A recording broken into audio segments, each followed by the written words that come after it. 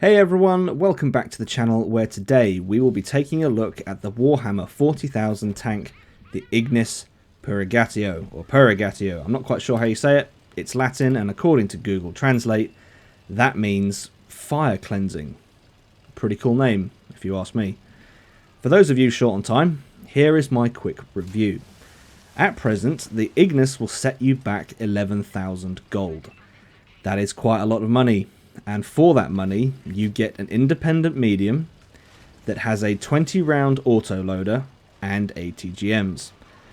The ATGMs are the weakest in Era 2 of all Era 2 tanks that have ATGMs, and the gun is the worst performing gun for an Era 2 medium if you look at it purely from a damage per shot and penetration per shot standpoint. Despite this, the Ignis can still be a lot of fun. Catching people out with a gun that fires 3 shots a second is very satisfying.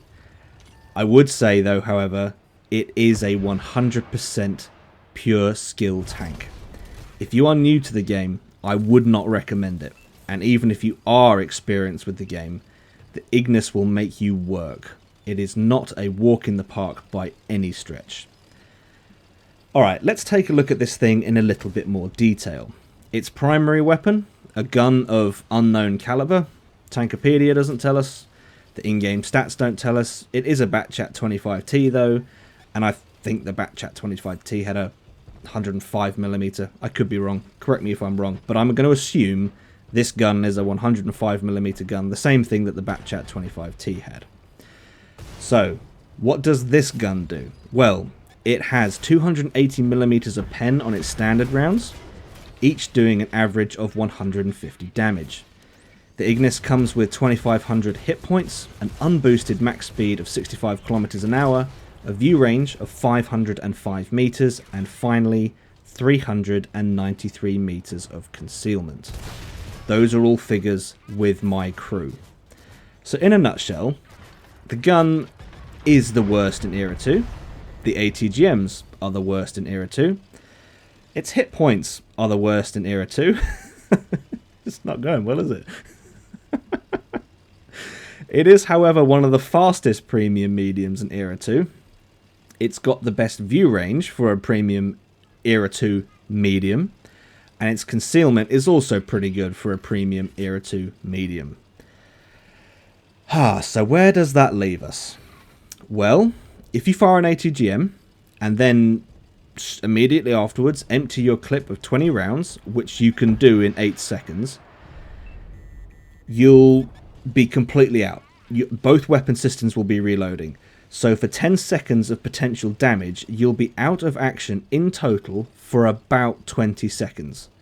The gun has a 36 second reload, and the ATGM launcher has a reload of 28 seconds. This should provide clarity to my earlier statement. This is a 100% skill tank. You will need all of your skill and awareness to make this thing work. I have had some decent MVP games, one of which you're seeing right now. I've also had some pretty terrible games. But, you know, the Ignis, this thing is a very unique tank. From a game standpoint, we don't have anything else in the game that is like this. Nothing else in the game exists quite the same way this thing does. If I had to make a comparison, I'd say this is a mix of leopard-like mobility with the playstyle of a BMP2. ATGMs are for range, gun is for close engagements. The standard rounds on the gun are shockingly bad. At the start of this game, I did do a full standard clip loadout, which worked. It did work, but I have to admit the only reason it worked was because I was shooting at an M50 and then later on the back end of a Farad. Not every target you come up against is going to be quite that soft. Like with the BMP2, if you want the gun to be of any worth to you at all at any point in the game, you have to load gold rounds. And yes, I don't like saying that very often. I really don't like saying that, But if you want this thing to work, well, you do have a choice. You don't have to load all gold rounds, but if you want to improve your chances of penning the target that you're shooting at, you're going to need to load all gold rounds. So that will take your penetration per shot all the way up to 360 millimeters instead of the standard 280. 360 millimeters of pen on gold is better, but still that puts it only just slightly behind the WZ and the Enigma, which were previously the two premium mediums that had the worst penetration in Era 2. The Ignis has quite proudly taken that spot. So that is the reason for needing gold rounds completely, 100%. Continuing with the gun. Well, this is something that you will see at the start of this game, but I'll try and give you a bit of an explanation to it before we sort of see what's going to happen.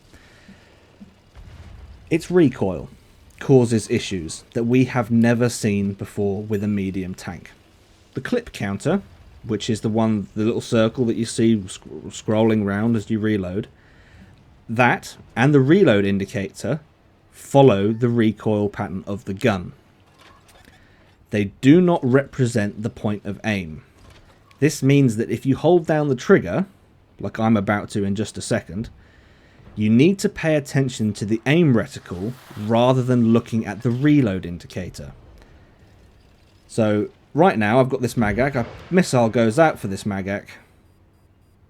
We hit him, we switch to the gun, and you can see the reload indicator is bouncing up and down with the shot. That is the recoil of the gun. But that doesn't represent the point of aim of the gun, which is really quite counterintuitive, because you pull the trigger, you feel the recoil, the muzzle lifts. If you fire again with the muzzle lifted, the shot's going to go skyward. But in this case, even though you can see the recoil, you can see the barrel, well, you can see the recoil, the reload indicator bouncing up and down. That doesn't mean the game is registering your aim as bouncing up and down. So rather than looking at the reload indicator, which is what I was doing just there, trying to figure out why my shots were missing, you have to look at the actual aim reticle to determine where the shots are going to go. And this to me feels very, very weird, because I'm used to having my aim tied to recoil, and in this example it doesn't do that. If the aim reticle moves, then it plumes. And so I can understand why Wargaming have done this. If they had the aim reticle tied to the muzzle, so to speak, and the recoil, the aim reticle would be moving every time you pulled the trigger. And if the aim reticle moves, well, if your tank moves, or you traverse the turret or whatever, the aim reticle will plume. That happens for every tank in the game. And if this were to happen with this many rounds going down range, the gun accuracy would be absolutely terrible. So I get it. I understand why Wargaming have done it, but it does feel very weird. It's something I'm just going to have to get used to. And yeah, I personally wouldn't recommend using the gun that way anyway, because it is an autocannon of sorts. And if you haven't watched my video on autocannons, go watch that for my reasons on why autocannons shouldn't be used at range. But despite all these apparent flaws, the Ignis does feel like a good tank. If it's played right, however, that's the key here. It's a good tank, but it's got to be played right, because you'll be, if you fire an ATGM, then empty your clip, which you can do. It's very possible to do that. You'll be out of action for 20 seconds. And if you're caught in the wrong position, if you don't have team support, if you're in the wrong place on the map, 20 seconds can feel like a long time in this game. Right then, finishing things off with the soft stats. The Ignis has a 50% silver boost, 10% tank XP boost, 5% free XP boost, and finally a 25% crew XP boost, which isn't too bad. 25%, that makes this a pretty good crew trainer. So if you're interested in a crew trainer, This isn't a bad choice. I believe there are tanks out there that are slightly better than that, but this isn't terrible. This is a good choice, and that missile went... Lord knows where that went. But again, as you can see here, I've learnt from the previous iteration of shots, and now I'm experimenting. That was fully aimed, trying to lead the shot myself. Now I'm playing it like a BMP-2 or any other autocannon tank, FV-107, insert name here. So in this game, I'm experimenting with the playstyle a little bit. I'm trying to figure out what works, and it would seem that if you want to guarantee hitting the target, auto-locking and pulling the trigger might be your best option. Unless they're really, really close, which does happen towards the end of this game, which you will see in just a second. So, yeah, if I'm going to finish this off, then I would say this is a very cool tank to look at. I mean, this 3D skin, this Warhammer skin is very nice. I like it. I do like the aesthetic of this tank. Batchat misses. His mistake. Anyway. If you like the look of this tank and you think you can handle it, then, I mean, go ahead. Spend the money on it. I can't stop you doing that, obviously. But just be warned, this is, I think this is a skill tank. This is 100% a skill tank. And on top of that, it is not cheap. If that is a challenge that you fancy, then by all means go ahead, like I've said.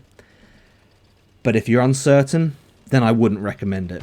All I would say, though, is that if you're a fan of Warhammer and you're uncertain, buy it, but maybe keep hold of it. Because I think if you're new to the game and you're uncertain, I think you will struggle with this thing. Okay, folks, that is all I have for this one. If you've enjoyed this video, please leave it a like. If not, a dislike. Don't forget to hit that subscribe button, and as always, hope you're all keeping well, and I will see you out there.